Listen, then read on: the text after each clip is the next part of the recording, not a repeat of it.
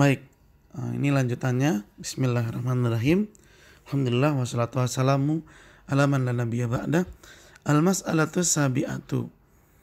Permasalahan yang ketujuh. Fi damil mustahadati. Darah istihadah. Istihadah itu sailanud dam fi ghairi waqtihi. Keluarnya darah bukan pada saat waktu keluarnya darah haid. Keluarnya darah tapi bukan di waktu keluarnya darah haid. Ala sabilin nazif. Di mana darah tersebut keluar mengucur min irkin dari pembuluh darah yusammal adhil yang dinamakan pembuluh darah adhil. Jadi istihadah ini adalah darah yang keluar tapi bukan di waktu haid. Dan darah ini keluarnya bukan dari dalam rahim. Karena yang dari dalam rahim itu darah haid namanya. Sedangkan darah istihadah ini keluarnya dari pembuluh darah yang namanya azil. Dalam bahasa Arab pembuluhnya disebut dengan azil.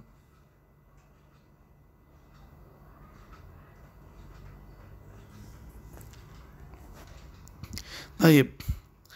Wadamul istihadah dan darah istihadah ini yukhalifu damal haid, berbeda dengan darah haid, fi ahkamihi, dalam segi hukum, wa fi sifatihi, dan juga dalam ciri-cirinya. Darah haid dan darah istihadah adalah darah yang berbeda. Wa huwa irkun yanfajiru fir rahim. Ia adalah darah penyakit yang keluar dari rahim. Ya, wa huwa irkun, darah penyakit yanfajiru yang keluar dari rahim. Sawa'un kana fi awqatil haid aw ghairiha, baik itu waktunya bersamaan dengan haid atau tidak pada waktu haid. Jadi begini ya ikhwan, darah istihadah ini dia keluarnya berbarengan dengan darah haid. Tapi maksudnya berbarengan dengan darah haid bukan berarti di waktu haidnya, tidak. Yang dimaksud dengan berbarengan darah haid, dia keluar duluan atau keluar setelah haid. Misalnya begini, pada tanggal 5 sampai 12 itu umumnya seorang wanita haid. Umumnya ya, ini gambaran aja. 5 sampai 12, 7 hari. Nah, darah istihadah ini dia keluarnya di tanggal 3 atau tanggal 4. Mungkin wanita jadi bingung loh, kok saya tanggal 3 udah keluar darah, padahal biasanya kan tanggal 5. Nah, itu biasanya darah haid. Itu biasanya darah istihadah. Begitu pula ketika darahnya masih keluar, ini kan sudah tanggal 13. Biasanya tanggal 12 saya sudah selesai haidnya. Nah, tanggal 13 itu adalah darah istihadah.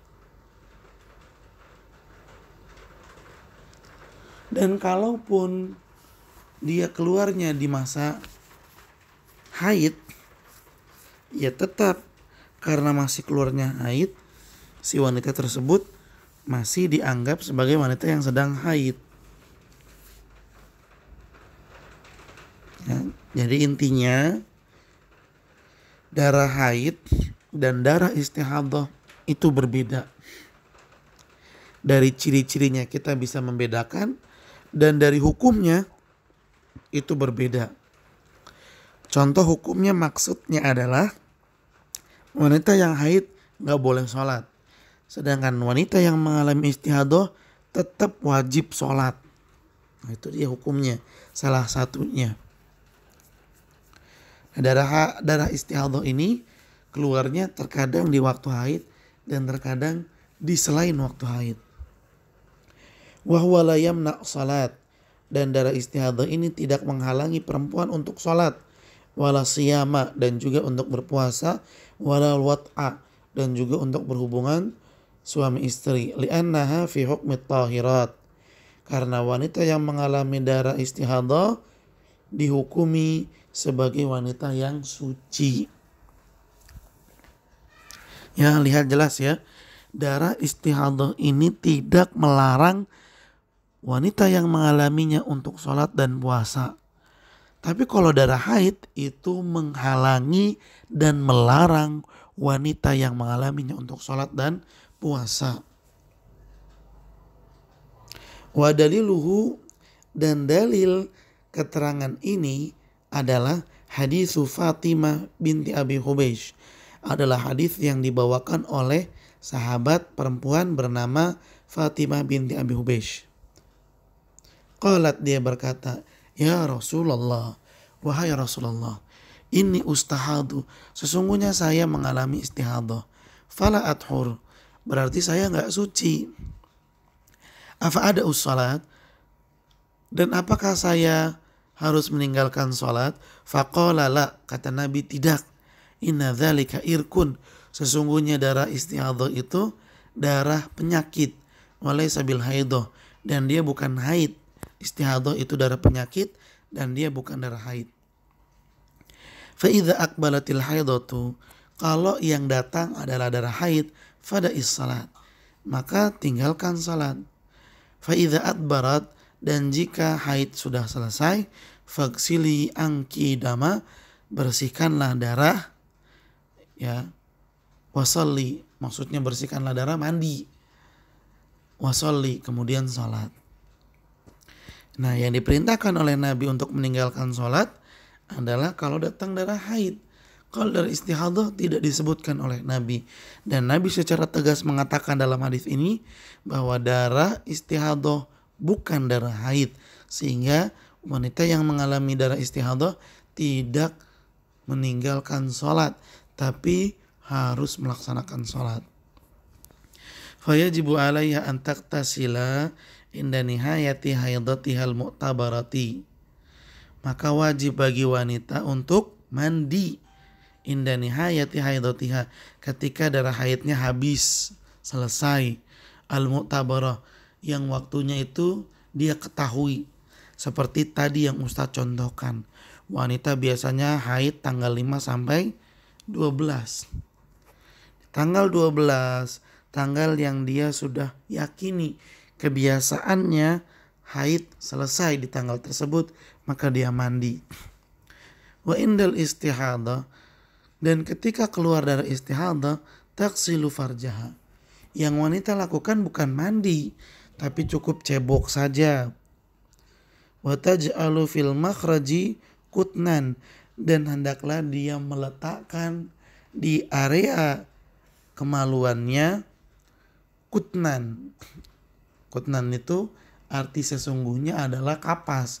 Tapi zaman sekarang udah ada yang lebih modern, yaitu pembalut.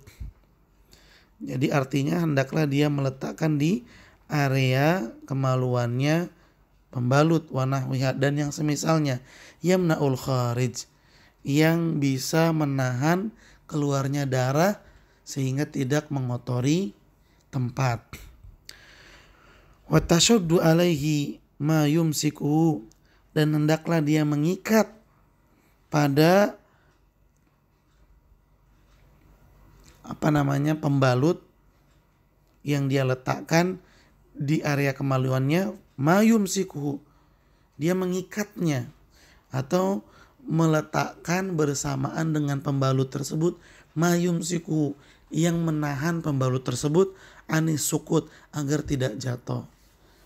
Mohon maaf sekali lagi, ini bukan pembahasan yang tabu, bukan pembahasan yang jorok, tapi ini ilmu agar kita bisa menjaga kesucian, karena Allah menyatakan innallaha yuhibbul mutatahhirin, sesungguhnya Allah itu cinta sama orang-orang yang menjaga kesucian.